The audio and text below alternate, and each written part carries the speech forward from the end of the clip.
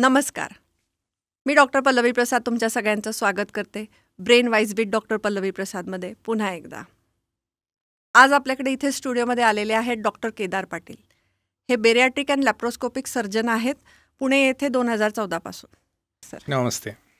तर सर हे bariatric surgeon आहे असं आपण आता मगाशी बोललोच आहेत. तर सर नेमकं बेरियाट्रिक सर्जरी म्हणजे काय? बेरियाट्रिक सर्जरी आणि मेटाबॉलिक सर्जरी असं त्याचं नॉमेनक्लेचर आहे. तर bariatric surgery is a surgery आपण जिथं वजन कमी करण्यासाठी जी शस्त्रक्रिया करतो त्याला आपण बेरियाट्रिक सर्जरी म्हणतो. पण वजनाशी निगडीत जे आजार असतात, उदाहरणार्थ टाईप 2 डायबिटीस आहे, हायपरटेन्शन आहे, हायपरलिपिडेमिया आहे, PCOD आहे. तर ह्या आजारांसाठी जेव्हा आपण सर्जरी स्पेसिफिकली करतो, हे आजार अनकंट्रोल्ड आहेत, तर तेव्हा आपण त्याला मेटाबॉलिक सर्जरी असं म्हणतो. तर दोन्हीचे निकष वेगळे वेगळे असल्यामुळं त्याचं नॉमेनक्लेचर हे वेगळं आहे. बऱ्याचशा लोकांना बेरियाट्रिक सर्जरीबद्दल नाव माहीत आहे, पण या सर्जरीने डायबिटीस बरा होतो किंवा अनकंट्रोल BP आहे हे कंट्रोलमध्ये येऊ शकतं, वजन कंट्रोलमध्ये इतर आजारसुद्धा बरे होतात याची कल्पना नाही आहे. तर मेटाबॉलिक सर्जरी ही आजारांसाठी केली जाते. तर लॅप्रोस्कोपिक हा जो वर्ड आहे तर त्याच्याशी रिलेटेड सर्जरी ज्या असतात त्यांचा नेमका रोल काय आणि लॅप्रोस्कोपी सर्जरीज म्हणजे नेमकं काय? तर लॅप्रोस्कोपिक सर्जरी म्हणजे keyhole surgery, minimal access surgery. तर ह्या शस्त्रक्रियेमधून आपण पोटाचे सर्व ऑपरेशन्स हे स्मॉल इन्सिजन्समधून करू शकतो. पूर्वी ह्या सर्व ऑपरेशन्सना आपल्याला ओपन कट घेऊन हे ऑपरेशन्स करावे लागायचे. पण आता जवळपास सगळे पोटातले ऑपरेशन्स दुर्बिणीद्वारे आपल्याला करता येऊ शकतात.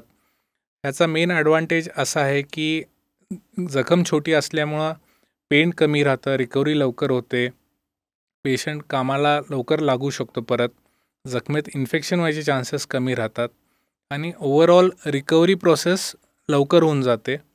तर अशी पेशंटला कमी त्रास होतो. हो.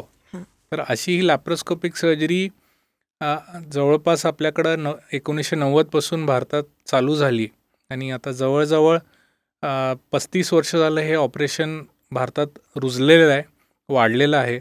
आणि आय कॅन से डेफिनेटली की ॲक्सेप्टन्स लोकांमध्ये अगदी तालुक्या लेवलपर्यंत ह्या गोष्टी पर्क्युलेट झालेल्या आहेत.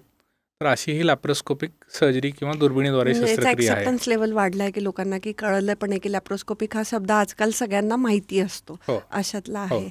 मगाशी आपण म्हणलं की बेरियाट्रिक सर्जरी ही लठ्ठपणा कमी करू शकते. तर लठ्ठपणा हा जो आहे तर ह्याच्यात हाय रिस्कवाले कुठले कुठले की लठ्ठपणामुळे कुठले कुठले आजार होऊ शकतात? तर लठ्ठपणा हा एक आजार आहे हे आपल्याला समजणं अत्यंत गरजेचं आहे.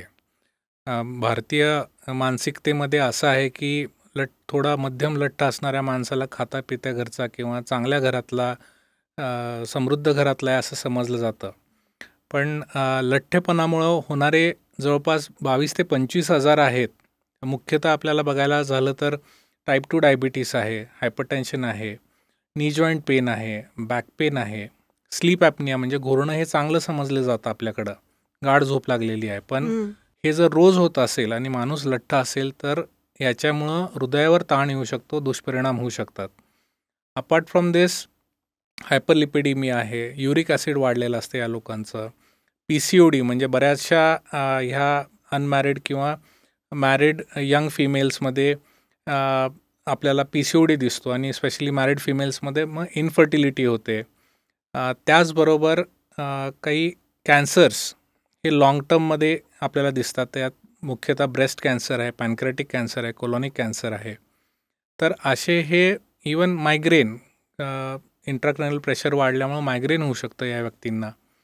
तर असे हे 20 ते 22 आजार हे डायरेक्टली लठ्ठपणाशी निगडीत आहेत. आणि ऑन ॲन ॲव्हरेज जर आपण बघितलं तर एक आयुष्यमान जर आपण कॅल्क्युलेट केलं तर 8 ते 10 वर्ष हे लठ्ठ व्यक्तीचं आयुष्यमान कमी होतं जर तो लठ्ठपणा अनट्रीटेड राहिला किंवा आहे तसा राहिला तर. हे म्हणजे खूपच मोठा कॉज आहे आणि याच्यावरती खूप बोललंही जातं आहे, सेलिब्रिटींकडूनही बोललं जातं आहे, सगळ्यांकडून बोललं जातं आहे. पण तरी पण अजून तो एक हे आहेच की मी जाड आहे तर मी एक्सरसाइज किंवा डाएट यांनीच बारीक होऊन जाईल म्हणून, आणि त्यांना असं वाटतं की ठीक आहे नंतर करू.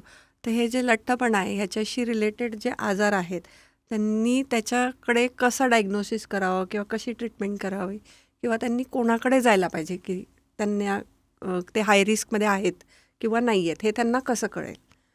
अगदी सोपा उपाय आहे. प्रत्येकाने आपलं weight in KG upon height in meter square हे जर चेक केलं तर याचे ऑनलाईन गुगलवर कॅल्क्युलेटर्स आहेत किंवा ॲप्स आहेत. तर ही अगदी सोपी गोष्ट आहे. तुम्ही OPDमध्ये सुद्धा पेशंट्सना त्यांचं हाईट आणि वेट जरी विचारलं तर प्रत्येकाला आपल्याला BMI कॅल्क्युलेट करता येऊ शकतो. BMI म्हणजे बॉडी मास इंडेक्स. तर हे एक पॅरामीटर आहे की तुमच्या उंचीला तुमचं वजन किती असायला पाहिजे. त्यामुळं तुम्ही BMI एकदा कॅल्क्युलेट केला आणि ह्याचे निकष ठरलेले आहेत. तर WHO एशियन लोकांसाठी वेगळे BMIचे क्रायटेरिया ठेवलेले आहेत. कारण का एशियन लोक हे टाईप 2 डायबिटीस आणि कार्डियाक डिसीजसाठी मोर प्रोन आहेत. तर सर्वसाधारणपणे ही पहिली स्टेप आहे की आपला BMI माहिती करून घेणे. त्यानंतर दुसरी स्टेप येते की तुम्ही कोणत्या कॅटेगरीत येत आहात. तर 18.5 ते 23 हा नॉर्मल BMI आहे. 23 ते 27.5 हा ओव्हरवेट कॅटेगरी आहे, म्हणजे अधिक वजन आहे. तर ह्या कॅटेगरीबद्दल आपण प्रथमतः बोलू की ह्या लोकांना फक्त डाएट आणि एक्सरसाइज आणि लाईफस्टाईल चेंजेस ह्या 3 मेन गोष्टींवर आपण वजन नियंत्रित करू शकतो. यांना कुठलीही वेगळी ट्रीटमेंटची गरज नाही आहे. एक कॉमन चूक काय होते की डाएट म्हणलं की ज्या जिममध्ये जातो आहे आपण त्या जिमच्या ट्रेनरकडून डाएट घेतात लोक. आम्ही हे सर्रास बघतो. मग त्यांनी काय त्याचं बॅकग्राऊंड आहे, त्यांनी काय डाएटबद्दल ट्रेनिंग घेतलं हे बघितलं जात नाही. तर माझं असं स्पष्ट मत आहे की डाएटचा सल्ला हा तज्ज्ञ डायटिशियनकडून घ्यायला पाहिजे. म्हणजे त्या डायटिशियननी त्या फील्डमध्ये स्पेसिफिक ट्रेनिंग BSc केलेलं असावं पाहिजे किंवा MSc केलेलं पाहिजे किंवा ती रजिस्टर्ड डायटिशियन हवी. तर अशा डायटिशियनकडून सल्ला घेतल्यानं त्या तज्ज्ञ व्यक्तीचा सल्ला लागू पडतो. बरं, इंटरनेट बेस्ड डाएट तुम्ही जर बघितलं तर जसं आपल्या 5 बोट एकसारखे नसतात तसं एक स्पेसिफिक डाएट जे इंटरनेटवर आहे ते प्रत्येकाला लागू पडू शकत नाही. त्यामुळे डाएट हे इंडिव्हिज्युअलाइज्ड असणं गरजेचं आहे. पर्सन टू पर्सन ज्याला जो सूट होईल. व्यक्तीच्या प्रकृती, खाण्याच्या पद्धती, लाईफस्टाईल हे सगळं बघून त्यांना डाएट त्या पद्धतीनं घेणं गरजेचं आहे. दुसरा ॲस्पेक्ट येतो एक्सरसाइजचा. तर याच्यात तज्ज्ञ फिजिओथेरपिस्ट किंवा एक्सरसाइज कन्सल्टंटकडून जे लिमिटेशन्स आहेत, म्हणजे एखाद्याला जर आता नी जॉईंट पेन असेल तर तो पळू शकत नाही किंवा तो एरोबिक एक्सरसाइजेस नाही करू शकत. तर त्या व्यक्तीमध्ये मॉडिफाईड एक्सरसाइज काय आहेत, वेट ट्रेनिंग करायचं तर कितपत करावं, किती फ्रिक्वेन्सी असायला पाहिजे, योगा असेल तर तो योगा योग्य पद्धतीने कसं करणं गरजेचं आहे. तर एक्सरसाइजसुद्धा is a combination of aerobic exercise, weight training, flexibility exercises. याचा सल्ला तुम्ही योग्य ट्रेंड फिजिओथेरपिस्ट किंवा एक्सरसाइज कन्सल्टंट करून घेणं गरजेचं आहे. तसेच फूड रिलेटेड काही सायकोलॉजिकल फॅक्टर्स असतात. म्हणजे काही लोकांना स्वीट खूप आवडतं, स्वीट क्रेविंग असतं किंवा बिंज म्हणतात ते. तर बिंज इटिंग डिसऑर्डर्स असतात किंवा फूड रिलेटेड सायकोलॉजिकल ॲस्पेक्ट जर काही ॲबनॉर्मॅलिटी असेल, स्ट्रेस इटिंग असेल, नाईट इटिंग असेल, तर ह्या गोष्टी त्यांना सायकोलॉजिस्टकडून मॉडिफाय कशा करायच्या स्वतःमध्ये हे शिकणं गरजेचं आहे.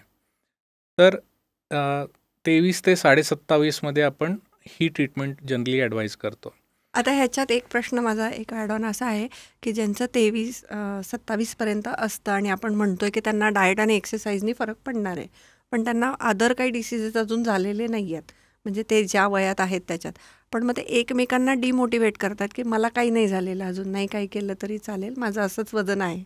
तर ह्याला कसं कोपअप करायचं, त्यांना कसं समजावून सांगायचं की नाही, हे हाय रिस्कमध्ये आहे आणि तुम्ही हे करणं गरजेचं आहे. जरी तुम्हाला आत्ता काही आजार झालेला नसला तरी तो भविष्यात होऊ शकतो. जनरली तुम्ही बघितलं जर हे आजार लॉंग स्टँडिंग असतील, जनरली स्पीकिंग ओबेसिटी जर 5 वर्षापेक्षा अधिक राहिलेली असेल तर ब्लड पॅरामीटर्समध्ये किंवा त्यांच्या हेल्थ रिस्क कॅल्क्युलेटर्समध्ये आपल्याला हे कुठेतरी रिफ्लेक्ट होतं. जनरली त्यांच्या LFTs नॉर्मल निघतात किंवा अल्ट्रासाऊंडमध्ये फॅटी लिव्हर असतं किंवा HSCRP नावाची टेस्ट असते, ती केली तर ती वाढलेली असते.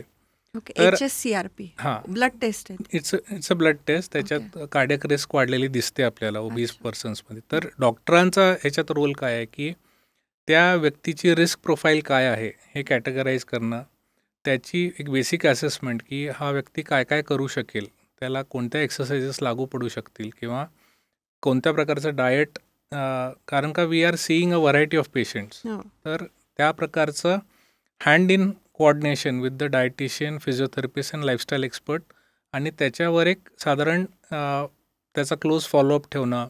त्याची हेल्थ रिलेटेड जर काही इश्यूज असतील, BP चालू झालं असेल, थायरॉईडचा इश्यू असेल, तर ते मॅनेज करणं. So this is a team work. तर त्यात okay.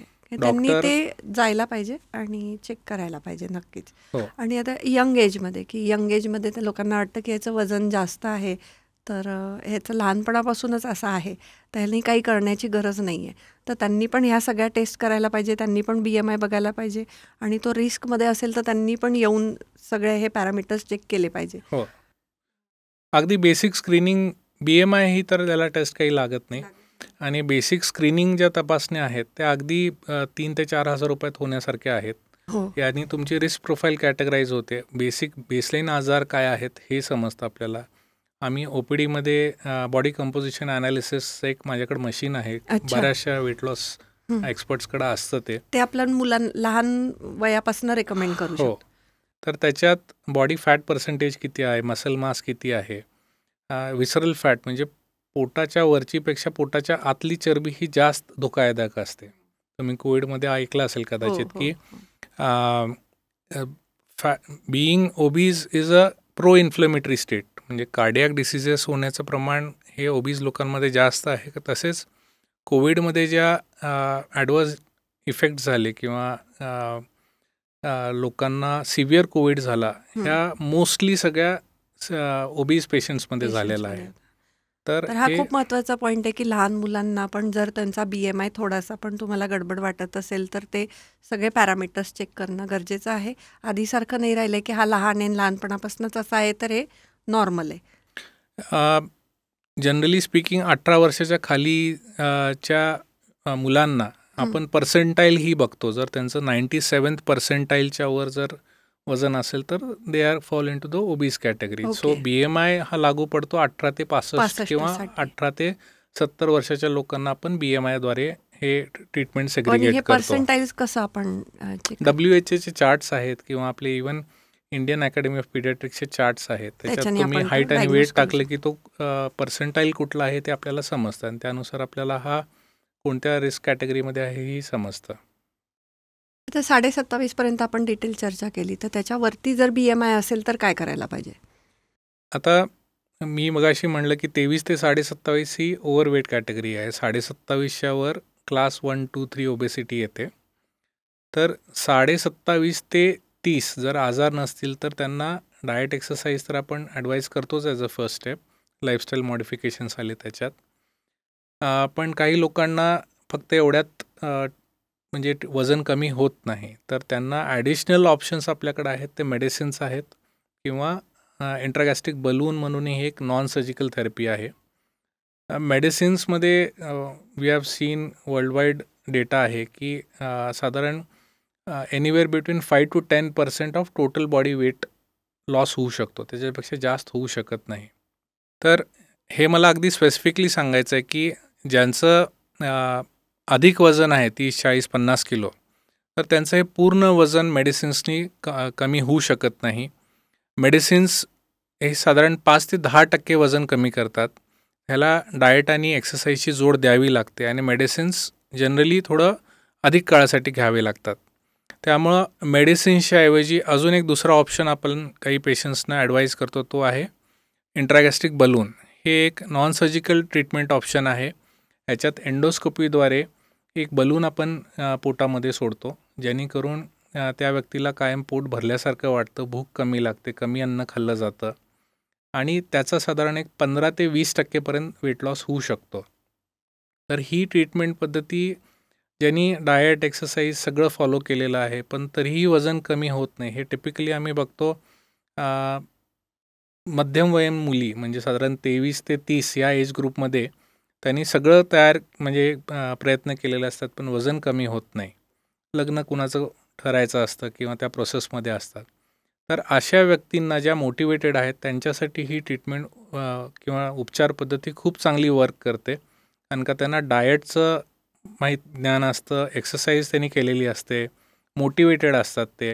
He add on therapy बलूनद्वारे जर झाली तर लगेच वजन कमी तुम्ही होतं. मगाशी म्हटलं की ज्यांचं 30 ते 40 किलो वजन जास्त आहे. नाही, 30 ते 40 किलो जर जास्त असेल तर ही मेडिसिन्सनी त्यांचं वजन कमी नाही पण होऊ या शकत. ट्रीटमेंटनी होऊ शकतं. जनरली आम्ही जे बघतो ते 15 ते 20% टोटल बॉडी वेटच्या. Body म्हणजे weightच्या. जर एखादा व्यक्ती 100 किलोचा असेल तर 15 ते 20 किलोपर्यंत त्याचं वजन कमी होऊ शकतं. ओके. आणि ज्यांनी ऑलरेडी एक्सरसाइज केलेली आहे, करतायत कंटिन्यू, त्यांना डाएट माहिती आहे, त्यांना ही ॲड ऑन थेरपी होऊ शकते. तर अजून काय काय आपण करू शकतो? जेव्हा व्यक्तीचं वजन हे BMI हा साधारण 30च्या वर जातो आणि त्याला वजनाशी निगडीत आजार, मगाशी आपण जे सगळं नमूद केलं, स्पेसिफिकली म्हणायचं झालं तर टाईप 2 डायबिटीस असेल, हायपरटेन्शन असेल किंवा जॉईंट पेन असेल, काही लोकांना धाप लागते खूप वजनामुळं, तर अशा व्यक्तींना बेरियाट्रिक सर्जरीचा फायदा होताना दिसतोय. अजून एक निकष आहे, त्यात जर एखाद्याचा BMI 35च्या वर असेल आणि आजार नसतील तरीसुद्धा आपण ही सर्जरी रेकमेंड करतो. कारण पुढं जाऊन हे हार्ट डिसिजेस किंवा टाईप 2 डायबिटीस किंवा वजनाशी जे निगडीत आजार आहेत ते त्या व्यक्तींमध्ये दिसून येतात. त्यामुळं obesity surgery society of India ही जी संस्था आहे बेरियाट्रिक सर्जरी किंवा वेट लॉस संदर्भात जे एक्सपर्ट आपण म्हणतो, तर त्यांनी हे क्रायटेरिया डिवाईज केलेले आहेत की 30च्या वर जर आजार असतील तर आणि 35च्या वर जर आजार नसतील तर अशा ह्या व्यक्तींना आपण बेरियाट्रिक सर्जरी ॲडवाईज करतो. तर नेमकं आता बेरियाट्रिक सर्जरी म्हणजे काय आणि कोणाकोणाला रेकमेंडेड आहे? बेरियाट्रिक सर्जरीमध्ये जर तुम्ही बघितलं तर मुख्यतः त्याचे 2 प्रकार आहेत. एक स्लीव्ह गॅस्ट्रेक्टॉमी आपण म्हणतो आणि एक गॅस्ट्रिक बायपास आहे. तर साधारणपणे 20 ते 25 प्रकारचे ऑपरेशन्स आहेत, पण त्याचं मेन वर्गीकरण करायचं झालं तर स्लीव्हमध्ये एक प्रकार आहे आणि बाकीचा आहे तो बायपास कॅटेगरीमध्ये येतो. तर स्लीव्ह नावाचं जे ऑपरेशन आहे त्याच्यात आपण जठराचा आकार कमी करतो आहे. तर त्याने 2 गोष्टी होतात की व्यक्तीनं कमी खाल्लं तरी त्याला भूक लागत नाही, खाण्याची कपॅसिटी कमी होते आणि जे अन्न जठरामध्ये येते ते लवकर पुढं ढकललं जातं.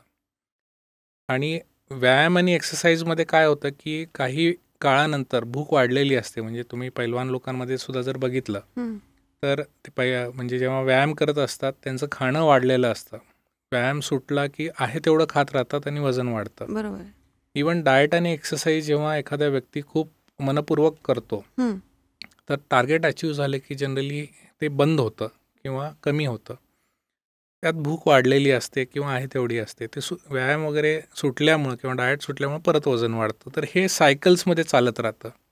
खूप जण बोलताना ऐकतो आपण की ते म्हणतात की हो, माझं डाएट बंद झालं की परत वजन वाढलं. मी जो जिम करत होतो, डाएट करत होतो तर कमी होतं, नंतर परत लगेच वाढतं. तर ह्या सर्जरीचं काय आहे की तुम्ही कमी खाल्लं तरी व्यक्तीला भूक लागत नाही. त्यामुळं persistently for a prolong period person can sustain eating less आणि वजन कमी होत राहतं. तर टिपिकली स्लीव्ह गॅस्ट्रेक्टॉमीमध्ये आपल्याला काही हार्मोनल बदल दिसून येतात. ग्रेलिन नावाचा हार्मोन आहे किंवा GLP-1, PYY हे हार्मोन्स आहेत जे शरीरात बदल होतात आणि त्याचा आपल्याला इफेक्ट दिसून येतो. दुसरी जी कॅटेगरी मी म्हणालो मगाशी की गॅस्ट्रिक बायपासेस आहेत. तर RUNY गॅस्ट्रिक बायपास किंवा मिनी गॅस्ट्रिक बायपास किंवा स्लीव्ह प्लस प्रोसिजर्स आहेत. तर याच्यात काय होतं आहे की आपण आंतररचना पोटातली बदलतो आहे. इंटेस्टाईन लवकर वरती आणून जोडतो आहे जेणेकरून अन्न हे लवकर छोट्या तड्यात जातं. त्यामुळं शरीरातले हार्मोन्स, सटायटी इफेक्ट म्हणजे भूक माझी भागलेली आहे हे संवेदना किंवा ब्रेनला लवकर स्टिम्युलस मिळतो. त्यामुळे व्यक्ती कमी खातो आणि त्यामुळं आपल्याला हे वजन कमी करायचे जे इफेक्ट्स दिसत आहेत ते फास्ट दिसतात. तर स्लीव्हमध्ये टिपिकली साधारण 1 ते 1.25 वर्ष वजन व्यक्तीचं कमी होत राहतं आणि 60 to 80% ऑफ एक्सेस वेट. म्हणजे हा थोडा कन्सेप्ट मला समजून सांगावं लागेल की एखाद्याचं जर वजन, त्याची उंची लेट्स से 5 फीट आहे, म्हणजे 150 सेंटीमीटर आहे, त्याचं वजन हे साधारण 50 किलो असायला पाहिजे. म्हणजे हाईट इन सेंटीमीटर्स मायनस 100, तर 50 kgs असायला पाहिजे. नाव लेट्स अज्युम की ह्या व्यक्तीचं वजन 90 किलो आहे. म्हणजे तो आहे 40 40 kg. किलो हा एक्सेस आहे. तर ह्या ऑपरेशनमध्ये आपल्याला स्लीवमध्ये टिपिकली म्हटलं तर 60 ते 70% एक्सेस वजन कमी होतं. म्हणजे साईचोक 24, साधारण 24 ते 28 किलोपर्यंत या व्यक्तीचं वजन कमी होऊ शकतं. आणि बायपासमध्ये थोडं वजन जास्ती कमी होतं, साधारण 70 to 80% आपल्याला वजन कमी करता येतं. म्हणजे साधारण 28 ते 32 किलोपर्यंत या व्यक्तीचं वजन कमी होऊ शकतं. बरं, वेट रिगेन हा झालेला आहे, हा बऱ्याच वर्षावर झालेला आहे, त्यामुळं हा टप्प्याटप्प्याने कमी होणं सेफ असतं. तर स्लीवमध्ये टिपिकली 1 ते 1.25 वर्ष वजन कमी होतं. बायपासमध्ये 1.5 वर्षापर्यंत वजन कमी होत राहतं. आणि नंतर ह्या पिरियडमध्ये जर ह्या व्यक्तींनी आम्ही थोडं डाएट स्टेज वाईज मॉडिफाय करतो. घरचं रेग्युलर जेवण असतं, पण टप्प्याटप्प्याने मॉडिफाय केल्यामुळं ते जर मेंटेन ठेवलं, एक्सरसाइजची एक बेसिक सवय रेग्युलरली लावून घेतली आणि लाईफस्टाईल रिलेटेड काही इश्यूज असतील ते जर रिझॉल्व केले, तर ऑलमोस्ट 85% लोक हे कमी झालेलं वजन मेंटेन ठेवू शकतात. आणि हे कोणाला बायपास करायला पाहिजे, कोणी स्लीव्ज करायला पाहिजे, हे कसं रेकमेंडेशन आहे की कोणी बेरियाट्रिक सर्जरी कोणाला रेकमेंडेड आहे? हा एक आम्ही जेव्हा मेडिकल लेक्चर्स देतो जनरल प्रॅक्टिशनर्ससाठी किंवा इतर स्पेशालिटीजच्या लोकांना, हा कॉमनली विचारला जाणारा प्रश्न आहे. तर मी त्याला उत्तर थोडक्यात असं देतो नेहमी की आपल्याकडं तुम्ही बघितलं आज तर अँटी हायपरटेन्सिव्हचे बरेच मेडिसिन्स आहेत किंवा डायबिटीसचे सुद्धा बऱ्याच ट्रीटमेंट ऑप्शन्स आहेत आणि औषधं पण वेगळ्या वेगळ्या क्लासची आहेत. तर ती एकच पर्टिक्युलर गोळी त्या हायपरटेन्शन किंवा बीपीसाठी का दिली जाते? कारण का त्याचे निकष ठरलेले आहेत. फॉर एक्झाम्पल, पेरियाट्रिक सर्जरीबद्दल बोलायचं झालं तर ज्यांना ॲसिडिटीचा गटचा प्रॉब्लेम आहे तर त्यांना बायपास हे जास्ती सुटेबल राहतं. पण त्यात सुद्धा सब क्लासिफिकेशन आहेत. ग्रेड 1-2ला आपण स्लीव करू शकतो, ग्रेड 3-4ला बायपास करावं लागतं. किंवा गोड खाणाऱ्या व्यक्तींमध्ये वेगळ्या प्रकारचं ऑपरेशन ॲडवाईज केलं जातं. बिंज म्हणजे व्हॉल्यूम इटर्समध्ये वेगळ्या प्रकारचं ऑपरेशन केलं जातं. हे म्हणजे साधारण हे तुम्ही ठरवाल त्या व्यक्तीचं प्रॉपर अनालिसिस करून की त्याला सजेस्ट करतो, आम्ही सजेस्ट स्लीव जास्त रिझल्ट देऊ शकेल की बायपास जास्त देऊ शकेल. आम्ही हेही बघतो की बऱ्याच वेळेस पेशंट्स इंटरनेटवर बरीच माहिती वाचून आलेले असतात आणि आम्हाला हेच ऑपरेशन करा म्हणून इन्सिस्ट करतात. पण आमचा ॲज अ डॉक्टर रोल त्यात असा येतो की तुम्हाला कोणतं ऑपरेशन जास्ती सुटेबल राहू शकेल हे आम्ही त्यांना सांगणं. फॉर एक्झाम्पल, मी उद्या एक ऑपरेशन करतो, हे स्लीव प्लस कॅटेगरीमधलं ऑपरेशन करतोय, म्हणजे स्लीव आणि बायपासचं कॉम्बिनेशन आहे, कारण का त्या व्यक्तीला ते ऑपरेशन जास्ती सुटेबल होऊ शकतं. तर as a doctor our role is to guide them. After all decision, even बऱ्याच वेळेस पेशंट सर्जरीसाठी तयारही नसतात, पण ज्या उरलेले ट्रीटमेंट ऑप्शन्स आहेत त्यात त्यांना योग्य काय राहील त्यातल्या त्यात हे सांगणं आमचं कर्तव्य आहे. बरोबर. आता आपण असं जर बेरियाट्रिक सर्जरीबद्दल बोलतोय तर त्याच्यात की कोणी मस्ट की त्यांनी हे करायलाच पाहिजे असं असेल ना, की ज्यांना कोमॉर्बिडिटीज आहेत किंवा त्यांचा BMI खूपच हे आहे, त्यांनी हे केलं तर त्यांचे पुढचे कॉम्प्लिकेशन्स वाचतील? जसं मी सांगितलं मगाचे निकष जे आहेत की 30च्या वर BMI असेल, आजार असतील, 35च्या वर BMI असेल, आजार नसेल, तर ह्या व्यक्तींनी डेफिनेटली हे करायला पाहिजे ऑपरेशन. पण मी ह्याच्यात स्पेसिफिकली सांगायचं झालं तर ज्या लोकांची क्वालिटी ऑफ लाईफ ओबेसिटीमुळे खराब झालेली आहे, म्हणजे आम्ही बघतो की ऑपरेशनच्या नावामुळं किंवा हे सर्जिकल ट्रीटमेंट आहे म्हणल्यावर इवन इनकॅपॅसिटेड लोक की बाथरूमला उठून जाता येत नाही आहे ओबेसिटीमुळं, किंवा ओबेसिटीमुळं चालता येत नाही आहे, घरात दुसरं कोणी व्यक्ती नाही आहे, किंवा डायबिटीसच्या 4 गोळ्या चालू आहेत, इन्सुलिनचे 50, 60, 70, 80 युनिट इन्सुलिन चालू आहे, बीपीच्या 3-3, 4-4 गोळ्या, म्हणजे त्यांचं प्रिस्क्रिप्शन असं 10 आणि 12 गोळ्यांचं रोज असतं. तर लठ्ठ असतील आणि हे असे जर प्रकार असतील सगळे, क्वालिटी ऑफ लाईफ खराब झालेली असेल ओबेसिटीमुळं. ऑन द अदर हँड आम्ही हे सुद्धा बघतोय की यंग लोक ज्यांना अवेअर हे चांगले अवेअर आहेत की आम्हाला आमच्या फॅमिली मेंबर्समध्ये आम्ही बघितलेलं आहे डायबिटीसमुळं काय झालेलं आहे, तर आम्हाला हा अनुवंशिक डायबिटीस झालेला आहे आणि आम्हाला हे सगळं सहन नाही करायचं आहे लाईफ लाँग, किंवा आम्हाला या स्टेजमध्ये आमचं डायबिटीज BP आम्हाला क्युअर होऊन आम्हाला हेल्दी व्हायचं आहे. तर असे सुद्धा आमच्याकडे पेशंट्स येतात की याला एज बॅरियर नाही आहे. एज बॅरियर साधारण 18 ते 65 हे स्टँडर्ड गाईडलाईन्स आहेत. जनरली लहान मुलांमध्ये आम्ही unless there is extreme health related risk due to obesity आम्ही जनरली हे करत नाही ऑपरेशन. 65 हे स्टँडर्ड गाईडलाईन म्हटलं तरी कधी 68, 69, 70 एज ग्रुपचे पेशंट्स येतात ज्यांचं मी मगाशीच एक्झाम्पल सांगितलं की मुलं परदेशात आहेत, बाथरूमला उठून जाण्याची म्हणजे बेड रिडन आहेत ते त्यांना ओबेसिटीमुळे खूप प्रॉब्लेम्स आहेत. तर अशा व्यक्तींना सुद्धा आपण कन्सिडर करू शकतो ऑपरेशनचं.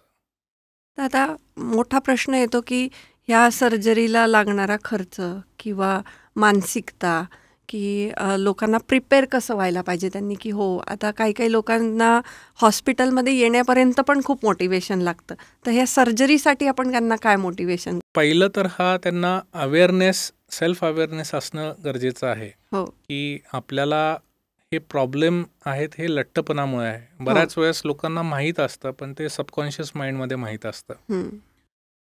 पण गोळ्या आपण घेतोय डायबिटीसच्या, आपण औषधं घेतोय, हे वरवरचे उपाय आहेत हे चालू असतं, त्यांना माहीत असतं. पण हा जो बेसिक प्रॉब्लेम आहे ओबेसिटीला, ह्याची ट्रीटमेंट घेणं गरजेचं आहे. दिस इज फर्स्ट स्टेप की त्यांना माहिती असणं गरजेचं आहे की हे सगळे प्रॉब्लेम लठ्ठपणामुळे झालेले आहेत.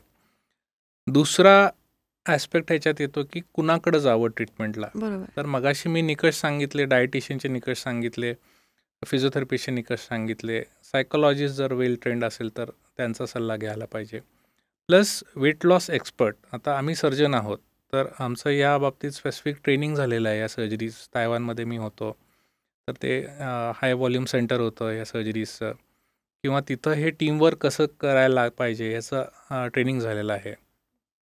तर ऑकेजनल बेरियाट्रिक सर्जरी करणाऱ्या लोकांपेक्षा जे बेरियाट्रिक सर्जन्स ही सर्जरी रेग्युलरली करतात, सर्व प्रकारचे ऑपरेशन्स करतात, सपोर्ट ग्रुप मीटिंग कंडक्ट करतात आणि ज्यांच्याकडं ही डायटिशियन, फिजिओथेरपिस्ट, सायकोलॉजिस्टची टीम आहे प्लस फिजिशियन्स, तर हे टीमवर्क असल्यामुळं ह्या निकषांद्वारे लोकांनी ठरवावं की कुणाकडून ट्रीटमेंट घ्यायला पाहिजे. प्रत्येकाने ह्या निकषांमध्ये बसणाऱ्यांना प्रत्येकाने ऑपरेशन करावं असं आमचं मुळीच म्हणणं नाही आहे. पण उरलेल्या लोकांनी rather than going for some fat diets or some unscientific therapies, या उरलेल्या ट्रीटमेंट ऑप्शन्सपैकी सगळ्याचे प्रोज आणि कॉन्स म्हणजे फायदा आणि तोटे समजून घेऊन ट्रीटमेंट घेणं हे जास्ती फायद्याचं आहे. आणि त्यांना हे अवेअरनेस खूप गरजेचं आहे की हो बाबा मला आता हे सगळे जे आजार होत आहेत ते या लठ्ठपणामुळे होत आहेत आणि मी त्याच्यासाठी काही ना काही करण्याचं गरजेचं आहे. तर ती कुठली ट्रीटमेंट करायला पाहिजे आणि कशी करायला पाहिजे त्याच्यासाठी तज्ज्ञांना भेटणं खूप गरजेचं आहे. आता बेरियाट्रिक सर्जरी समजा करायचं ठरलं तर त्याच्या प्रोसिजर किती दिवस चालते किंवा त्याचे रिझल्ट यायला किती दिवस लागतात आणि त्याच्यासाठी किती मानसिकता पेशंटने ठेवायला पाहिजे की मला इतक्या दिवसात रिझल्ट येणार आहे आणि एवढ्या दिवसांनी मला हवे तशा गोलला अचीव करणार आहे. तर पहिली स्टेप तर असते कन्सल्टेशन. त्यानंतर डिसिजन एकदा झाला की आपण काही तपासण्या सांगतो. जनरली ते होल बॉडी चेकअप असल्यासारखं असतं, कारण का बऱ्याच वेळेस या व्यक्तींना आपल्याला आजार आहेत किंवा बऱ्याचशा वेळेस आम्ही बघतो शुगर डिटेक्ट होते जेव्हा आम्ही तपासण्या करतो, किंवा युरिक ॲसिड वाढलेलं असतं, फॅटी लिव्हर निघतं किंवा कार्डियक काही इश्यूज निघतात. त्यामुळे आम्ही चेकअप झाल्यानंतर नेक्स्ट स्टेप येते प्रिपरेशन फॉर सर्जरी. तो साधारण एक 5 ते 7 दिवसाचा पिरियड आहे. हॉस्पिटलायझेशन एक 2 ते 3 दिवस असतं आणि दुर्बिणीद्वारे केल्यामुळं रिकव्हरी लवकर होते. पेशंट डिस्चार्ज तिसऱ्या दिवशी टिपिकली आम्ही डिस्चार्ज करतो. 7व्या दिवशी एकदा जखम बघायला परत आम्ही बोलवतो त्यांना. या मधल्या पिरियडमध्ये त्यांना अगदी गरजेचं काम असेल तर ते कामावरही जाऊ शकतात इफ दे आर कम्फर्टेबल. आणि साधारण महिन्याभराने त्यांचं रेग्युलर जेवण म्हणजे आधीच्या 7 ते 10 दिवस लिक्विड डाएट असतं, 15 दिवस सेमी सॉलिड डाएट असतं आणि त्यानंतर रेग्युलर जेवण आपण चालू करतो. आजारांबद्दल बोलायचं तर डायबिटीसचा रिझल्ट लगेच दिसायला लागतो. डायबिटीसचा रिझल्ट हा generally 2nd or 3rd day आपल्याला दिसायला लागतो की त्यांचे शुगर्स नॉर्मलाइज होतात आणि बऱ्यापैकी सिव्हिअर डायबिटीस असला तरी शुगर कंट्रोलमध्ये येते. BP जे आहेत साधारण 1 ते 2 महिने लागतात कंट्रोलमध्ये यायला. आणि स्लीप ॲपनिया जर घोरण्याचा सिव्हिअर प्रॉब्लेम असेल तर आपण CPAP मशीन हे एक ऑपरेशनच्या आधी ॲडवाईज करतो. साधारण 3 महिन्यानंतर आपल्याला CPAP म्हणजे घोरण्याचा आजार त्यांचा कमी होऊन जातो. तर हे जे एक्सेस वजन आहे, आपण मगाशी आपण एक्झाम्पल घेतलं 40 किलो एक्सेस वजन, तर यातलं साधारण पहिल्या 6 महिन्यामध्ये एक साधारण 50% वजन कमी होतं. उर्वरित जे वजन आहे 50% म्हणजे एक्सेस आपण म्हणलं की 32 किलो लेट्स से कमी होणार आहे. तर यातले 16 किलो हे पहिल्या 6 महिन्यात कमी होतात. उरलेले 16 साधारण 6 महिने ते 10 महिन्याच्या दरम्यान म्हणजे 1 ते 1.25 वर्षामध्ये ते कमी होतात. आणि बरेचसे आजार म्हणजे मगाशी जे नमूद केले मी सगळे ते 60 ते साधारण 90% लोकांमध्ये कंट्रोलमध्ये होतात आणि काही लोकांमध्ये ते पूर्णपणे क्युअर होतात. अच्छा. आणि आता समजा वजन कमी तर झाल्याचं आपण बघितलं आणि त्याच्यानंतर पण आपल्याला मेंटेनन्स थेरपी तर नक्की असेल की हे जे वजन कमी झालंय ते मेंटेन राहण्यासाठी काहीतरी करायला पाहिजे. तर हा साधारण 1 ते 1.25 वर्षाचा जो पिरियड आहे त्याच्यात आम्ही पेशंट्सना थोडे फ्रिक्वेंट कन्सल्टेशनसाठी बोलवतो. जनरली 6 कन्सल्टेशन्स असतात फर्स्ट इयरला, सेकंड इयरला 2 कन्सल्टेशन्स असतात आणि त्यानंतर वर्षातून एकदा. तर हे का आहे, तर जसं व्यक्तीची खाण्याची पद्धत एका सेटिंगमध्ये किंवा एका कन्सल्टेशनमध्ये चेंज नाही होऊ शकत, तसं एका कन्सल्टेशनमध्ये त्याला व्यायाम करायची सवयसुद्धा लागणं अवघड आहे. तर ह्या फ्रिक्वेंट कन्सल्टेशनचं कारण हे आहे की काय चुकतं आहे आणि त्याला छोटे छोटे काय बदल करायला पाहिजेत किंवा खाण्यामध्ये इम्प्रूव्हमेंट्स काय करायला पाहिजेत किंवा सायकोलॉजिकल ॲस्पेक्ट्सवर सुद्धा जर काही स्ट्रेस इटिंग असेल तर तो स्ट्रेस कसा मॅनेज करायला पाहिजे, हे काही एका कन्सल्टेशनमध्ये करण्याचं काम नाही आहे. तर ह्या पूर्ण 1 ते 1.25 वर्षामध्ये आपण हे छोटे छोटे बदल करून आणून वन्स त्यांना एकदा ह्या सगळ्या गोष्टींची सवय लागली, म्हणजे योग्य आहार, एक्सरसाइजची एक बेसिक सवय आणि सायकोलॉजिकल किंवा लाईफस्टाईल चेंजेस झाले, तर 80 ते 85% लोकांमध्ये हा वेट लॉस दीर्घकालीन म्हणजे मोर दॅन 10-15 इयर्स मेंटेन राहतो. पण काही लोकांमध्ये ज्यांना स्पेशली गोड खाण्याची सवय आहे किंवा ह्या मी त्या प्रश्नावर येणारच होते की बऱ्याचदा असं दिसतं की त्यांनी 1.5 वर्ष खूप प्रयत्नाने वजन कमी केलं सर्जरी नंतर, पण तर त्यांचं परत समजा थोडंफार खाण्यामध्ये त्यांचा कंट्रोल नाही राहिला किंवा त्यांनी एक्सरसाइज नाही केलं तर थोडंफार वजन परत येतं. तर त्यांच्यासाठी काय सांगणार? वजन परत वाढायचे मेनली 2 कारणं आहेत. एक तर आहे की जर गोड खाण्याची सवय जर त्यांची कमी होत नसेल तर, आणि दुसरं आहे की खाणं कमी आहे पण एक्सरसाइज अजिबात नाही आहे. बरोबर आहे. किंवा लाईफस्टाईल चेंजेस केलेले नाही आहेत. ते जंक फूड आपण कमी प्रमाणात खातोय पण तेच खातोय किंवा वारंवार थोडं खातोय. तर मेनली हे अजून एक महत्त्वाची गोष्ट जी आहे की ह्या जे विचार करतात या सर्जरी बाबतीत, तर आम्ही सगळ्यांना सांगतो की this is a means to achieve what you want. म्हणजे तुम्हाला जे हेल्दी लाईफ तुम्हाला जगायचं आहे त्याच्यासाठी एक साधन आहे, पण त्या साधनाचा उपयोग कसा करायचा हे तुमच्या हातात आहे. बरोबर आहे, त्याची प्रॅक्टिसच करा. हां, तर मधला हा जो पिरियड आहे 1 ते 1.25 वर्षाचा, हा फार महत्त्वाचा आहे.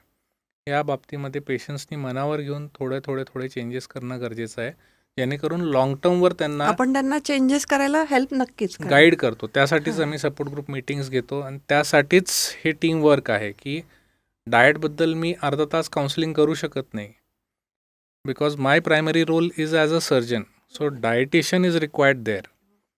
एक्सरसाइजबद्दल डायटिशियन सांगू शकत नाही, तर एक्सरसाइज कन्सल्टंटचा रोल तिथं येतो. तर असं हे प्रत्येकाने छोट्या गोष्टींमध्ये टिप्स दिल्या गेल्या. म्हणजे for example I will tell you, म्हणजे कालच आलेल्या पेशंट बाबतीत की गुळ शेंगदाणा खायची सवय आहे त्यांना, मुठभर खातात टी व्ही बघत असताना. तर एक हातभर किंवा मुठभर गुळ शेंगदाणा खाल्ला म्हणजे इट इज ऑलमोस्ट 500 कॅलरीज, म्हणजे एक जेवण आहे ते. बरोबर. आणि ह्याला जागा पण जास्ती लागत नाही पोटामध्ये, सहज जातं. तर अशा छोट्या गोष्टी असतात खूप मी ते फूडशी रिलेटेड की गुळनी नाही होत, ह्यानी नाही होत, त्यानी नाही होत, तर ते असं करत त्यांच्याकडनं किती कॅलरी खाल्ल्या जातात ते त्यांच्या लक्षात येत नाही. किंवा एक्झाम्पल आज सांगायचं झालं तर मी एका आमच्या हॉस्पिटल स्टाफना सांगत होतो की प्रत्येक व्यक्तीला महिन्याला अर्धा लिटरच्या वर तेल नाही वापरलं गेलं पाहिजे. म्हणजे परत घरात किती? अर्धा लिटर अर्धा लिटर. महिन्याचं. ओके. म्हणजे घरात जर 4 व्यक्ती असतील हं. तर तुमच्या घरातलं तेलाचं प्रमाण हे 2 लिटरच्या वर नसायला पाहिजे. तर अच्छा. त्यांना मी काहीतरी ब्रह्मज्ञान सांगितल्यासारखं, म्हणजे शिवाय मी सो स्वतः सरप्राईज शॉक की झाली. हां. 5 लिटर तेल लागतं आमच्याकडे महिन्याला. हं. दिस इज टू मच. म्हणजे ह्या छोट्या गोष्टी ज्या असतात हे तज्ज्ञ लोक रेक्टिफाय करू शकतात. मग कमी तेलात भाजी कशी करायची हे मी नाही सांगू शकत, नाही, डायटिशियन सांगू त्याच्यासाठी आहेत शकते. भरपूर हे पण येस. आहेत. आणि ते YouTubeवर बघितलं तर चालेल. बाकीच्या गोष्टी बघण्यापेक्षा कमी तेलात कसा स्वयंपाक बनवायचा किंवा डाएट फूड कसा बनवायचा ते बघण्यात जास्त फायदा आहे.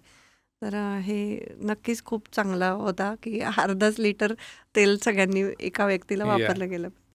आता बेरियाट्रिक सर्जरीशी रिलेटेड आपण जी चर्चा करतोय त्याच्यात की बेरियाट्रिक सर्जरीमध्ये कुठला सायकोलॉजिकल पॉईंटवरती आपल्याला जास्त काम करावं लागतं? मी rather than bariatric surgery I would say की वेट लॉस संदर्भात जेव्हा आपण काम करतो तेव्हा काही ॲस्पेक्ट्स आहेत त्याबद्दल आपल्याला डेफिनेटली विचार करावा लागतो की एखादा असा काही इव्हेंट झालेला आहे का ज्याच्यामुळं सडन वेट गेन झालेला आहे, किंवा फूडशी या व्यक्तीचं रिलेशन कसं आहे.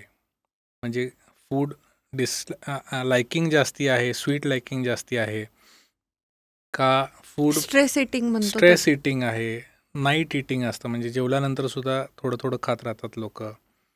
फूड ग्रेझिंग आहे म्हणजे त्याच्यात तो व्यक्ती दिवसभर काही ना काही हाताला लागेल ते खात राहतो.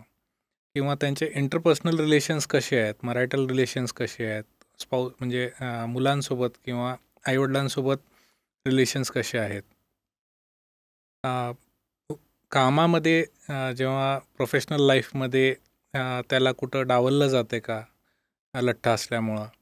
तर असे बरेच ॲस्पेक्ट्स आहेत ज्याच्याबद्दल आपल्याला विचार करावा लागतो. आणि बऱ्याच वेळेस आम्ही असं बघितलेलं आहे की पेशंट्स किंवा व्यक्ती जे ट्रीटमेंटसाठी येतात आमच्याकडं पहिल्या वेळेस जेव्हा भेटतो त्या एकतर हताश झालेले असतात किंवा हेल्पलेस झालेले असतात, किंवा बऱ्याच वेळेस असं पण होतं की आम्ही हे ट्रीटमेंट ऑप्शन्स आहेत, सर्जरी हे एक ऑप्शन आहे तुम्हाला ज्याच्यातनं तुमचं लाईफ चांगलं होऊ शकतं हे सांगितलं तर त्यांना विश्वास बसत नाही. कारण का they have been depressed for most of the time. एक हेल्पलेसनेस आलेला असतो की आपण आता ह्या परिस्थितीतून जास्ती बाहेर येऊ शकत नाही आहे. तर त्यामुळं बऱ्याच ॲस्पेक्ट्सवर आपल्याला व्यक्तीच्या सायकोलॉजीवर काम करावं लागतं. ऑफकोर्स सर्जरी जेव्हा ठरते तेव्हा काही लोकांचा फॅमिलीमधून विरोध असतो, तर त्या फॅमिली मेंबर्सना एक्सप्लेन करावं लागतं की हे सर्जरी कशी काम करते, किती फायदा होणार आहे. सर्जरीनंतरसुद्धा त्यांना मोटिवेटेड ठेवणं गरजेचं असतं जेणेकरून त्यांनी हे जे चेंजेस आहेत ते सक्सेसफुली इम्प्लिमेंट करता यावेत. तर सायकोलॉजीचा मोठा फॅक्टर आहे ट्रीटमेंटमध्ये. की त्यांना काउन्सिलिंग सेशन्स करणं खूप गरजेचं आहे की त्यांना डाएट रुटीनमध्ये येण्यासाठी, एक्सरसाइज रुटीनमध्ये येण्यासाठी, ऑपरेशनच्या सगळ्या गोष्टी आणि तुम्ही जे सांगितलेले अपथ्य असतील ते सगळं पाळण्यासाठी त्यांनी कंटिन्यू मोटिवेट राहण्याची खूप गरज आहे. ॲब्सोल्युटली. हां, तर खूपच छान पॉईंट होता हा. मी तुमचा जेव्हा बायोडेटा वाचला त्याच्यामध्ये गॅस्ट्रिक प्लॅकेशन हे एक मी वर्ड वाचला. ते म्हणजे नेमकं काय आणि त्याच्यासाठी तुम्हाला अवॉर्ड पण मिळालेला आहे. तर ते नेमकं काय आहे सर? तर गॅस्ट्रिक प्लॅकेशन हा एक बेरियाट्रिक सर्जरीचाच प्रकार आहे. भारतात ती सर्जरी एवढी प्रचलित नाही आहे किंवा केली जात नाही. तर याच्यात आपण स्टेपलर्सनी आपण जी स्लीव गॅस्ट्रेक्टॉमी करतो त्याच्याऐवजी टाके टाकून पोटाचा आकार कमी करतो. तर हे ऑपरेशन मी तायवानमध्ये असताना ट्रेनिंगच्या वेळेस मी शिकलो होतो. आणि हे मी करायचं कारण म्हणजे ही एक लो कॉस्ट सर्जरी आहे. स्टेपलरचा जो खर्च असतो तो सिग्निफिकंट असतो या ऑपरेशनमध्ये. तो खर्च ह्या सर्जरीने आपल्याला कमी करता येऊ शकतो. आणि रिझल्ट हा ऑलमोस्ट स्लीव गॅस्ट्रेक्टॉमी एवढाच आहे सिग्निफिकंट. आणि ह्याची जी टेक्निक आहे ती लॅप्रोस्कोपीला थोडं ॲडव्हान्स लॅप्रोस्कोपीचा प्रकार आहे. आणि ती सर्वप्रथम मी करून त्याचे रिझल्ट्स दाखवल्यामुळं आमच्या लॅप्रोस्कोपिक सर्जन्सच्या इंटरनॅशनल कॉन्फरन्समध्ये ह्याचा मला बेस्ट व्हिडिओचा अवॉर्ड मिळाला होता. खूपच छान. तर ते आपण इथे इंडियात आता करू शकतो. येस. हो. आणि तुम्हाला जर वाटलं ह्या पेशंटला मी ही वाली सर्जरी रेकमेंड करू शकतो आणि त्याला ती बेनिफिशियल होऊ शकते, तर ती आपण त्यांना रेकमेंड करू शकतो. डेफिनेटली. तर हा एक त्यातलाच प्रकार ऑप्शन आहे जो लो कॉस्ट आहे आणि इफेक्टिव्ह आहे. येस. तर अजून एक प्रश्न असा विचारायचा आहे मला, की बऱ्याच जणांना असं वाटत असतं त्यांना आजार नसतो, पण त्यांचं वजन खूप वाढलेलं असतं किंवा त्यांना कोणी मोटिवेट करत नसतं किंवा त्यांना फायनान्शियल प्रॉब्लेम पण असतो किंवा त्यांना काही हे करायचं नसतं, सर्जरी किंवा महागडे जिम किंवा हे करायचं असतं. तर त्यांनी कुठल्या प्रकारच्या ट्रीटमेंटकडे बघणं गरजेचं आहे? ट्रीटमेंट ही कॉस्टलीच असते असं नाही आहे. हां. जसं मी तुम्हाला सांगितलं की ट्रीटमेंटचे निकष ठरलेले आहेत. हो. तर त्यांनी बेसिक कन्सल्टेशन जरी केलं वेट लॉस एक्सपर्टशी, तर आज पुण्यात जर तुम्ही बघितलं तर 500 पासून 1200-1500 रुपयेपर्यंत कन्सल्टेशन चार्जेस आहेत. बरोबर. तर एक चांगला जर गाईड मिळाला किंवा गायडन्स जर चांगला मिळाला तर पुढचा होणारा अतिरिक्त किंवा वाया जाणारा खर्च डेफिनेटली अवॉइड करता येऊ शकतो. आज आम्ही बघतो की मल्टी लेवल मार्केटिंगवर चालणारे काही बिझनेस प्लॅन्स आहेत की तुम्ही हे एक अमुक प्रोडक्ट घ्या, अजून 4 लोक आणा आणि यातून हे प्रोडक्ट तुम्ही घेतल्याने तुमचं वजन कमी होणार आहे. हे म्हणजे हे एवढं मोठं वेट लॉस खर्च होणारच असतो. तर सगळ्यात पहिलं बेसिक गोष्ट आहे की त्यांनी योग्य सल्ला, योग्य व्यक्ती हुडकणं आणि योग्य सल्ला घेणं पहिली स्टेप आहे. डाएटमध्ये छोटे चेंजेस, एक्सरसाइजमध्ये थोडे चेंजेस आणि रिअलिस्टिक वेट लॉस. जसं आपण बोललो की 40 किलो वजन एक्सेस आहे आणि यू आर एक्सपेक्टिंग की माझं हे पूर्ण वजन डाएट आणि एक्सरसाइजनी कमी होणार आहे, तर हे पॉसिबल नाही आहे. अगदी extreme low percentage young fit motivated लोकांमध्ये हे शक्य आहे, मी नाही म्हणत आहे. पण 90 ते 95% लोकांना 30 ते 40 किलो वजन जे एक्सेस आहे ते कमी करणं डाएट आणि एक्सरसाइजवर शक्य नाही आहे.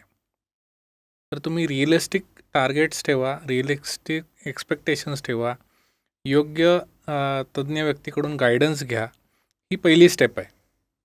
त्यानंतर ते काय फॉलो सांगतायत ते इम्प्लिमेंट करून त्याचे रिझल्ट्स ॲनालाइज करणं, जर एखादी गोष्ट काम करत नसेल तर ती चेंज करणं किंवा जर योग्य असेल तर सर्जरीचा सल्ला मान्य करणं, हे सुद्धा त्यातले टप्पे आहेत.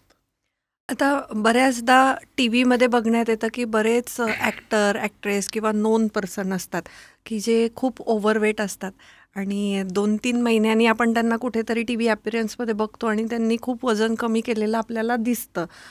नावं नाही घेणार मी, पण मी बरेच ॲक्टर, ॲक्ट्रेस बघितलेले की ज्यांनी असे सडनली वेट लॉस केलेले. तर त्यांच्याकडे सर्वसामान्य जनतेचा बघण्याचा कल असतो आणि त्यांनी काय सांगितलेलं असतं टी व्हीवरती की आम्ही डाएट केला, खूप एक्सरसाइज केली, खूप जिम केलं, त्याच्यामुळे आमचं वजन कमी झालं. बऱ्याचदा ह्या लोकांना लपवायचं असतं की त्यांनी सर्जरीज केल्या आणि त्यामुळे सर्वसामान्य जनतेचा काय कल होतो की हो आम्ही पण वेट लॉस करण्यासाठी जर एवढी एक्सरसाइज केली, एवढा डाएट केला तर आमचंही वजन कमी होईल. तर त्याबद्दल काय सांगाल? आता व्यक्तींनी डिस्क्लोज करणं त्याची सर्जरी झालेली आहे, हा मी म्हणेन की हा त्याचा पर्सनल डोमेन आहे. ते त्यांनी व्यक्त करावं नाही करावं हा इंडिव्हिज्युअल डिसिजन आहे. पण आम्ही जनरली आमच्या फील्डला ते एक ड्रॉबॅक आहे असं मी म्हणेन की जे लोक सक्सेसफुली वजन कमी करून मेंटेन ठेवत आहेत आणि ज्यांचे हेल्थ बेनिफिट्स झालेले आहेत, तर जनरली आम्ही बघतो की ते सांगत नाहीत की आम्ही ऑपरेशन करून घेतलेलं त्याने मग आहे. सामान्य जनता थोडी मिसगाईड होते. त्यांना असं वाटतं की ह्यांचं झालं 30-40 किलो वजन कमी तर आमचंही होईल असं. पण हा मी परत म्हणेन की हा इंडिव्हिज्युअल पर्सनल डिसिजन आहे, त्यांनी सांगणं न सांगणं. पण एवढं मात्र नक्की आहे की एखादा व्यक्ती जर सिग्निफिकंट वेट लॉस स्वतःहून करत असेल शॉर्ट पिरियडमध्ये, तर कुठं ना कुठं त्याला गायडेड ट्रीटमेंट त्यांनी घेतलेली असते, तज्ज्ञांचा सल्ला घेतलेला असतो. तर हे आम्ही बघतो की जनरली सांगत म्हणजे लोक बोलत नाही त्याविषयी. पण म्हणजे ते फॉल्स तुम्ही धरू नये मनात की हो सगळ्या 3 महिन्यात 4 महिन्यात इतका वेट लॉस फक्त डाएट आणि एक्सरसाइजने होतो. बऱ्याचदा त्यांनी सर्जरी केलेल्या असतात जे आपल्यापर्यंत माहिती नसतं आलेलं, तर आपण त्याच्यासाठी तज्ज्ञांना भेटणं गरजेचं आहे आणि ते सल्ला घेणं खूप गरजेचं आहे. आता अजून एक काय की तुम्ही ज्याच्या सर्जरी करता हर्निया, तर हे हर्नियाच्या सर्जरी तुम्ही कोणाकोणाला रेकमेंड करतात आणि हर्निया म्हणजे नेमकं काय? हर्निया म्हणजे साधारण पोटाच्या भागावर दिसणारी सूज, साध्या भाषेत सांगायचं झालं तर, किंवा जांघेत काही लोकांमध्ये असते. हं. तर पुरुषांमध्ये जांघेतला हर्निया जास्ती कॉमन आहे. स्त्रियांमध्ये ओटीपोटाच्या इथं किंवा बेंबीच्या ठिकाणी किंवा पोटाच्या वरच्या भागाला आपल्याला ही सूज दिसते. सुरुवातीला ही छोटी असते, काही त्रासदायक नसते, नंतर दुखायला लागतं आणि कधीकधी इमर्जन्सीमध्ये पीळ पडल्यामुळं खूप जास्ती सिव्हिअर वेदना होतात. तर ह्याची साधारण ही लक्षणं आहेत. तर हर्निया हा प्रकार शरीरातला दोष आहे, व्यंग आहे, त्यामुळे ह्याला ऑपरेशनच लागतं. स्नायू ढिले झाल्यामुळं किंवा तिथं पोकळी निर्माण झाल्यामुळं किंवा काही व्यक्तींमध्ये ओपन ऑपरेशनपूर्वी जर झालेलं असेल, तर जखमेत इन्फेक्शन झालेलं असेल, तर तिथून टाके ढिले झाल्यामुळं होणारा हा हर्नियाचा त्रास असतो. तर बऱ्याच वेळा म्हणजे इनफॅक्ट यूट्यूबवर व्हिडिओ पण आहेत, हर्निया रिमूव्हल टी म्हणून. तर असं काही नसतं. म्हणजे आपल्याला हर्निया हा शारीरिक व्यंग असल्यामुळं याला ऑपरेशनच लागतं. पूर्वी हे ऑपरेशन्स मोस्टली ओपन पद्धतीने केले जायचे, जेव्हा लॅप्रोस्कोपी एवढी प्रचलित नव्हती. पण आता जसं मी म्हटलं की 25 वर्ष झालं आपण लॅप्रोस्कोपी करतोय, तर हे सर्व ऑपरेशन्स हर्नियाचे आपण दुर्बिणीद्वारे करू शकतो. आणि त्याचा फायदा असा आहे की छोट्या होलमधून हे ऑपरेशन होतं. Mesh it's a foreign body which your implant inside the body. तर त्यात इन्फेक्शन व्हायचे चान्सेस कमी राहतात. रिकव्हरी आणि पेन कमी, रिकव्हरी लवकर होते, पेन कमी राहतं. तर पोटाचे सर्व हर्निया, इवन पोटाच्या आतले हायटल हर्निया नावाचा प्रकार असतो, ज्याच्यामुळे ॲसिडिटी होते, किंवा इंटरनल हर्नियाज असतात. तर हे सर्व हर्नियाचे ऑपरेशन्स आपण आता दुर्बिणीद्वारे तेवढ्याच इफेक्टिव्ह पद्धतीनं करू शकतो. आणि त्याला खूप दिवस हॉस्पिटलायझेशन पण नाही लागत. येस, मॅक्सिमम 2 किंवा 3 दिवस आपल्याला हॉस्पिटलायझेशन लागतं. आणि हर्निया डायग्नोसिस कसा होतो? हर्निया ह्याचं बेस्ट डायग्नोसिस हे क्लिनिकल एक्झामिनेशनवर असतं. सर्जनकडून तपासून घेणे, त्यानंतर सोनोग्राफी ही एक दुसरी प्रचलित पद्धती आहे. काही मोठे हर्नियाज आम्ही ट्रीटमेंट करतो. एक नवीन पद्धत आहे टार नावाची टेक्निक, ज्यांनी मोठे हर्नियाज जे पूर्वी केले जायचे नाहीत, कारण का काही त्याचे प्रॉब्लेम्स व्हायची शक्यता असायची. पण आता काही नवीन टेक्निक्स आलेले आहेत. ॲबडॉमिनल वॉल रिकन्स्ट्रक्शन नावाचे टेक्निक्स आहेत, त्यांनी आपल्याला मोठे हर्नियासुद्धा करता येतात.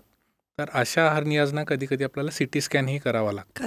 बरोबर. आणि हायटस हर्नियाला एंडोस्कोपी करावी लागते. तर ह्यांनी ते डायग्नोस होतात आणि त्याला आपण ऑपरेशननीच बरं करू शकतो आणि त्याला दुर्बिणीद्वारे आपण ट्रीटमेंट देऊ शकतो. तर आता लॅप्रोस्कोपीबद्दल आपण मगासपासून चर्चा करतोय, तर ॲडव्हान्स लॅप्रोस्कोपिक सर्जरी म्हणजे काय सर? तर लॅप्रोस्कोपीमध्ये आता बरेच वर्ष आपण बघतोय की बेसिक आणि ॲडव्हान्स लॅप्रोस्कोपी असे 2 प्रकार आहेत. की लॅप्रोस्कोपी म्हणजे लोकांना माहिती आहे की अपेंडिक्सचं ऑपरेशन लॅप्रोस्कोपी, किंवा दुर्बिणीद्वारे आपण पित्ताशयाचं गॉल ब्लॅडरचं ऑपरेशन म्हणजे लॅप्रोस्कोपी. पण हे बेसिक लॅप्रोस्कोपीमध्ये मोडतं. याच्या पुढचे जे प्रॉब्लेम्स असतात, म्हणजे hernia comes in advance laparoscopy, किंवा प्लिहाचे ऑपरेशन्स, स्प्लीनचे ऑपरेशन्स, स्वादुपिंडाचे ऑपरेशन्स, जठराचे ऑपरेशन्स, कॅन्सरचे ऑपरेशन्स, छोटं आतडं, मोठं आतडं, गर्भाशय, ओव्हरीजचे ऑपरेशन्स, किडनीचे ऑपरेशन्स, हे आता पोटातले जवळपास सर्व ऑपरेशन्स आपण लॅप्रोस्कोपीद्वारे करू शकतो. तर जेव्हा आपण अपेंडिक्स किंवा गॉलब्लॅडरच्या पुढे जाऊन ऑपरेशन्स करतो, तेव्हा हे सगळं ॲडव्हान्स लॅप्रोस्कोपीमध्ये मोडतं. जसं तुम्ही सुरुवातीला नमूद केलं, तर मीडियन आर्क्युएट लिगामेंट सिंड्रोमच्या व्हिडिओलाही अवॉर्ड मिळायचं कारण एक होतं की ती एक अत्यंत क्लिष्ट ऑपरेशन होतं, ज्याच्यात रक्ताची सगळ्यात मोठी जी वाहिनी असते पोटातली, आयोर्टा, जी हृदयाकडनं येते, तर ती त्यातला एक ब्रांच दबली गेल्यामुळं त्या व्यक्तीला, मुलीला पेन, जेवल्यानंतर पेन असायचं. तर हे टिपिकली जर बघितलं तर तुम्ही ओपन पद्धतीनंच केलं जातं ऑपरेशन. पण ते ऑपरेशन आम्ही लॅप्रोस्कोपिकली काही ॲडव्हान्स्ड टेक्निक्सनी हे करू शकलो पूर्णपणे, एनर्जी डिव्हायसेस वापरून, ICG टेक्नॉलॉजी आहे त्यातली ही वापरून.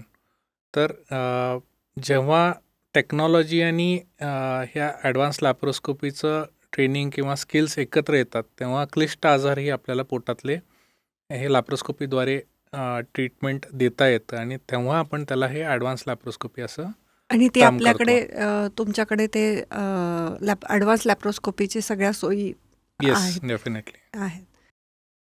तर आपण आता खूपच सविस्तर चर्चा केलेली आहे बेरियाट्रिक सर्जरीबद्दल, लॅप्रोस्कोपिकबद्दल.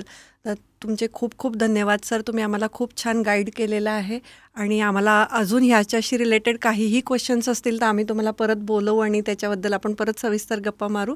सो तुम्हाला जर हा व्हिडिओ आवडला असेल तर लाईक करा, शेअर करा आणि तुमचे ह्या विषयाशी रिलेटेड काहीही क्वेश्चन्स असतील तर आम्हाला नक्की विचारा, आम्ही त्यांची उत्तरं नक्की देऊ. So thank you so much sir, तुम्ही तुमचा एवढा वेळ दिला आणि इतकी छान माहिती आम्हाला दिली त्याबद्दल थँक्यू. मी सांगू इच्छितो की तुम्ही हा एक फार चांगला प्लॅटफॉर्म निर्माण केलेला आहे ब्रेनवाईजच्या तुमच्या पॉडकास्टच्या चॅनलद्वारे की ही जनजागृती लोकांपर्यंत पोहोचणं तितकंच गरजेचं आहे. सामान्य भाषेत सामान्य भाषेत डॉक्टर्सनी स्किल्ड असणं ही एक वेगळी गरज आहे समाजाची, पण त्या स्किल्सची माहिती किंवा त्या ट्रीटमेंट पर्यायांची माहिती उपलब्धी ही सामान्य जनतेपर्यंत पोचणंसुद्धा तेवढं गरजेचं आहे. आणि मी तुमच्या या चॅनलला बेस्ट विशेष देईन की हे अजून ग्रो व्हावं. थँक्यू. आणि लोकांपर्यंत जास्तीत जास्त हे आउटरीच किंवा त्याचा प्रसार व्हावा. तर माझ्याकडून तुमच्या चॅनलला खूप धन्यवाद. तुम्ही बोलवलं याबद्दल आभार. Thank you so much sir. Thank you so much. Thank you.